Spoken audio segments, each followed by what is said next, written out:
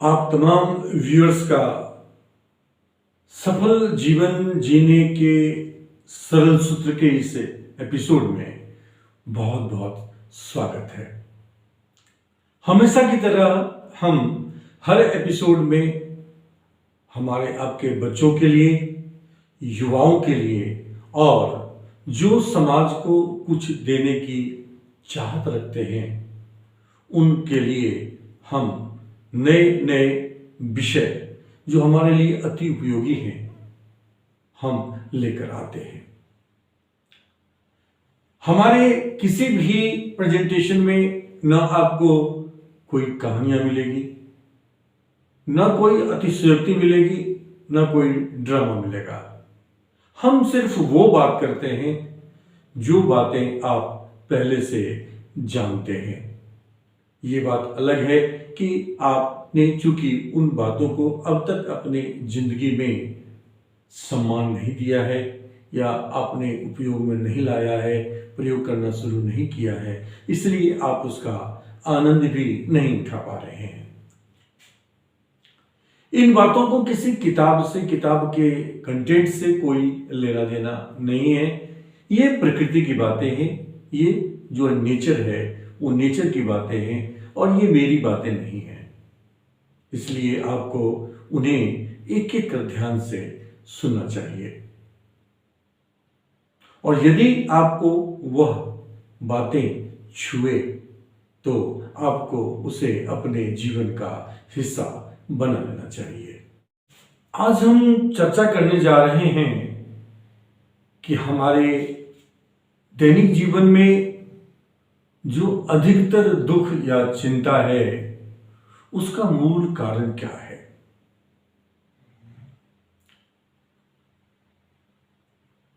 चिंतन से चिंता, चिंतन से चिंता उत्पन्न होती है।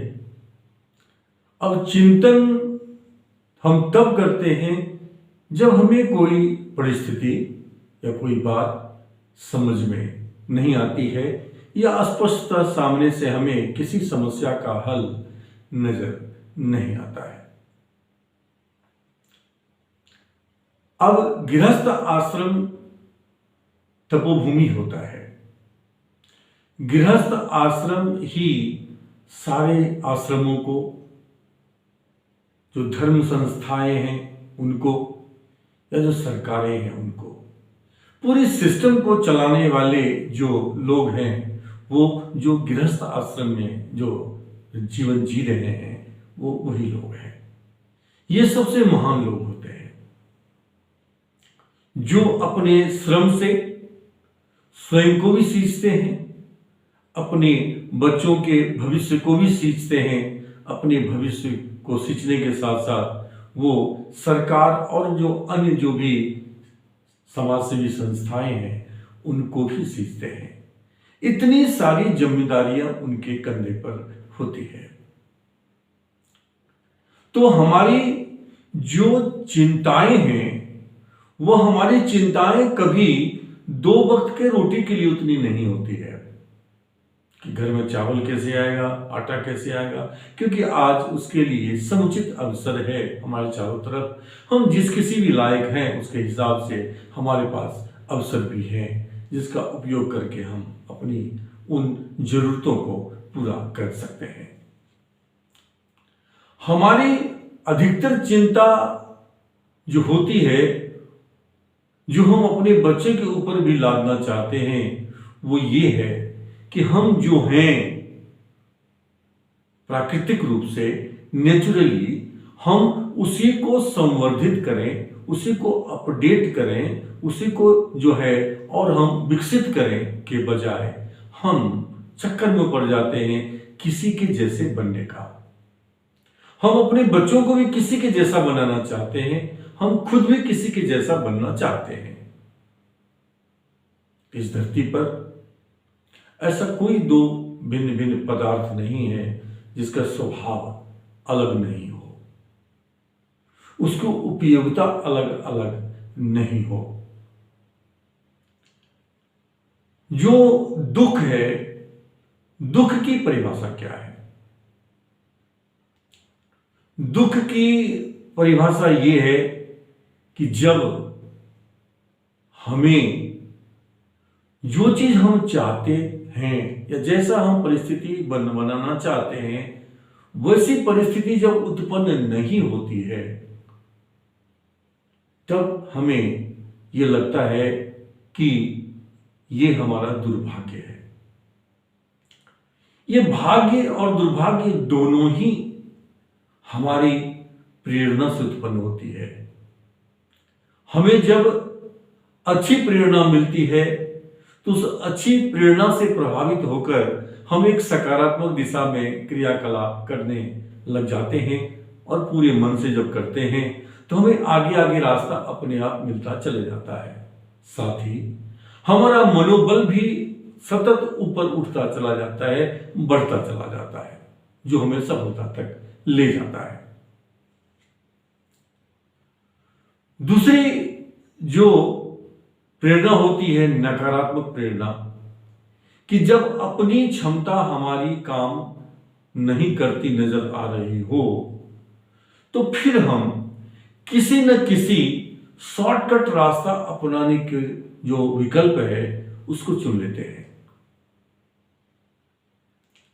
जिसके चलते जो आत्मबल है हमारा, जो दिशा है हमारा सकारात्मक, वो हमसे दूर चला जाता है। फिर हम हर कदम पर जो है चारों तरफ से हम भयभीत रहते हैं। हम अपने मकसद के लिए निकलते हैं लेकिन हमेशा भयभीत रहते हैं। चिंता चिता की तरह होती है। चिंतन हम तब करते हैं जब कोई भी समस्या का हल स्पष्टता कहीं दिखाई नहीं देता या समझ में नहीं आता है, तभी हम चिंतन करते हैं। चिंतन जब हम करते हैं तो चिंतन हम समस्या की करते हैं। चिंतन हम उन विकल्पों की नहीं करते हैं जो विकल्प हमारे पास हैं, जिसका चयन हम कर सकते हैं।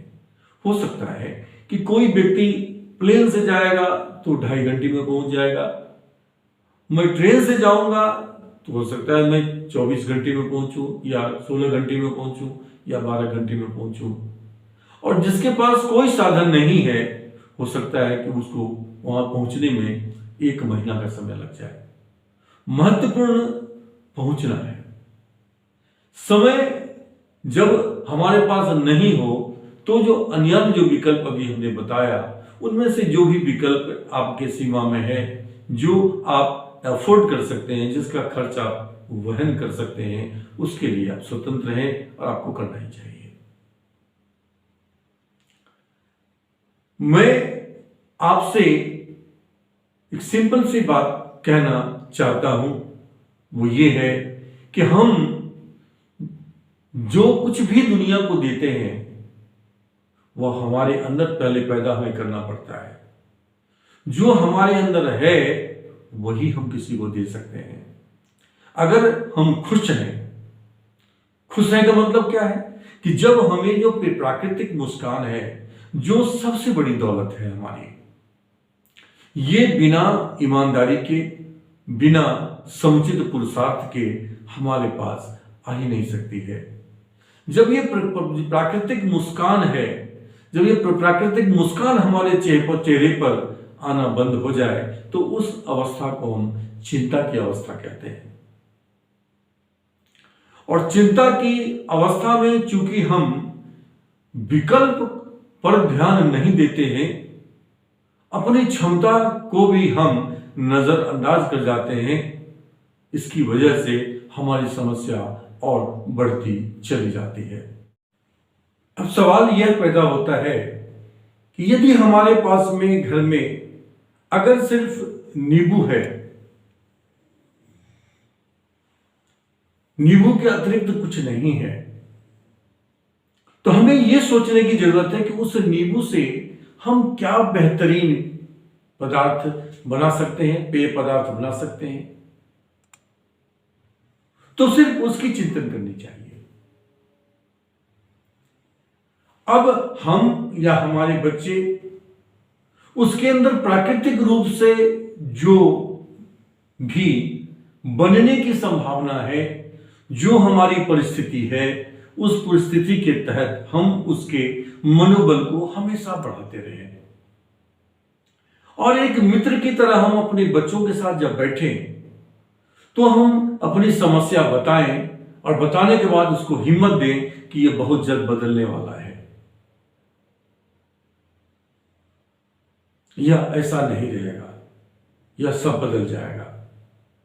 और तुमने जो कुछ भी सोच रखा है, जो भी सपने तुमने देखे हैं, उस सपने को मरने मत देना, क्योंकि वो तुम्हारा बच्चा है।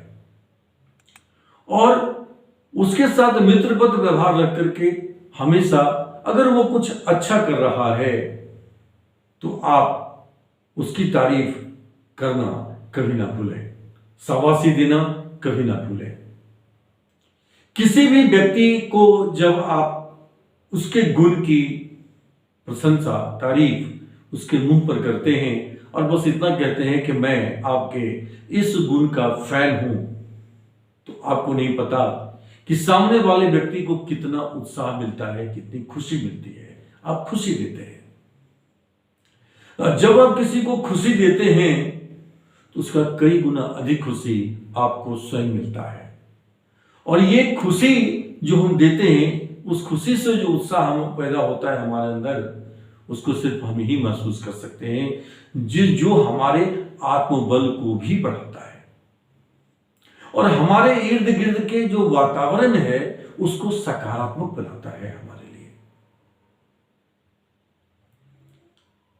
अगर किसी में कोई कमी है तो वो मेरे लिए चर्चा का विषय नहीं है, क्योंकि उसकी कीमत तो उस व्यक्ति को चुकानी पड़ेगी। लेकिन हमारे इर्द गिर्द के प्रत्येक व्यक्ति के पास हमारे लिए अवसर है, आज नहीं सही, आने वाले समय में सही, कभी न कभी जब कभी भी मौका मिलेगा उसके पास अवसर होगा। अगर आपने उनके साथ सकारात्मक संबंध रखे हैं तो उसका लाभ आपको जरूर मिलेगा। और आप जो हैं, जिस परिस्थिति में हैं, उस परिस्थिति में आप उस सीमा में रह करके कैसे खुश रह सकते हैं, ये आपको खुद तय करना पड़ेगा।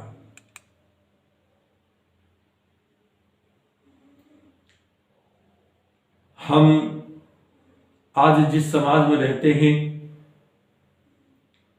वह समाज, उस समाज में रहने वाला प्रत्येक व्यक्ति ने अपनी आवश्यकता इतनी बढ़ा ली है, अपनी अपेक्षाएं इतनी बढ़ा ली है कि दूसरों के लिए उसके पास में ना ही वक्त है और ना ही वो भावना है। इसलिए आपको अपनी परिस्थिति को बदलने के लिए सबसे पहले स्वयं ही आगे आना पड़ेगा, आपको प्रयास करना पड़ेगा। राजनीति मेरा विषय नहीं है। जो विषय ही नहीं है हमारा राजनीति, तो हम उस पर क्यों चर्चा करें? उससे हमारा कोई फायदा तो नहीं होगा, बल्कि समय का नुकसान हो सकता है। वह समय हम अपने आप को कैसे विकसित करें, अपनी परिस्थिति को हम कैसे बदलें, उसके लिए क्या करना पड़ेगा, उसमें लगाएं। जिसका जो व्यवसाय है वो जहां कहीं भी है, उसको भी व्यवसाय करने दीजिए। कोई अच्छा व्यापारी है, अच्छी क्वालिटी की चीजें वो बेचेगा कॉम्पिटिटिव प्राइस पे, बाकी दुकानदारों से थोड़ा कम पे बेचेगा, अपना व्यवहार अच्छा रखेगा, तो ग्राहक आपसे आप चलकर उसके पास आते हैं। आपके बच्चे कल ये बने या कल वो बने, उसके लिए न आप जो है चिंतित रहिए, न आप अपने बच्चे को चिंतित कीजिए। अपने बच्चे को खुली स्वतंत्रता दीजिए, उसके मनोबल को बढ़ाते रहिए और वो जो दिशा तय कर रहा है अपने लिए, उसमें आप उसकी क्या मदद कर सकते हैं, उस पर हमेशा चिंतन कीजिए। जरूरी नहीं है कि किसी का बेटा अगर आईएएस बन गया तो वो सबसे सफल व्यक्ति है, बल्कि अगर आपका बेटा बहुत छोटे पद पे है, कोई छोटा मोटा काम अपनी क्षमता के हिसाब से करता है, लेकिन वह जवाबदेह है, तो यकीन मानिए कि आप उस आईएएस के पिता से अधिक भाग्यशाली हैं, जिसका बेटा तो आईएएस बन गया, लेकिन उसके पास अपने माँ बाप के लिए समय नहीं है, संवेदना नहीं है, वो चिंता नहीं है जो होनी चाहिए। आज का दौर एक ऐसा दौर है जिस दौर में आपको ये चिंता करनी ही पड़ेगी कि जब छत गिरेगा तो सबसे पहले आप खुद को बचाएंगे, जो सबसे प्रिय है उसको भी नहीं बचाएंगे, अपने आप को बचाएंगे। बस यही फॉर्मूला आप अपने दैनिक जीवन में रखिए, अपने आप को बचा के चलिए। बचा के मतलब सुरक्षित करके चलिए। आप सुरक्षित रहेंगे तो आपका बच्चा सुरक्षित रहेगा, आपका परिवार सुरक्षित रहेगा। और इसके लिए आपके पास में दो विकल्प हैं, एक तो समय है, दूसरा आपका पुरुषार्थ है, आपका श्रम है, आपकी मेहनत है। किसको क्या मिला ये किस्मत की बात है, ऐसी कहावत हमारे समाज में परंपरागत तरीके से कही जाती है। यात्रा लंबी हो या यात्रा छोटी हो, यात्रा सुखमय होना चाहिए। सुखमय मतलब ये होता है कि हम जो है प्राकृतिक मुस्कान के साथ और जो कुछ भी हमारे पास वर्तमान में है उसी में संतुष्ट रह करके, बिना किसी से तुलना किए हुए, क्योंकि तुलना ही सारे दुखों का कारण है। और तुलना करके हम जब एक इरेशनल यानी कहते हैं इसको अपरिमेय, जब हम तुलना करते हैं जिसका कोई संबंध नहीं है,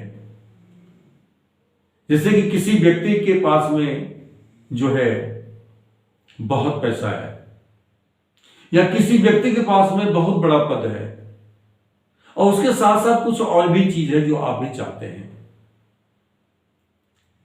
तो कल्पना करने का, इच्छा करने की तो पूरी स्वतंत्रता है हमें।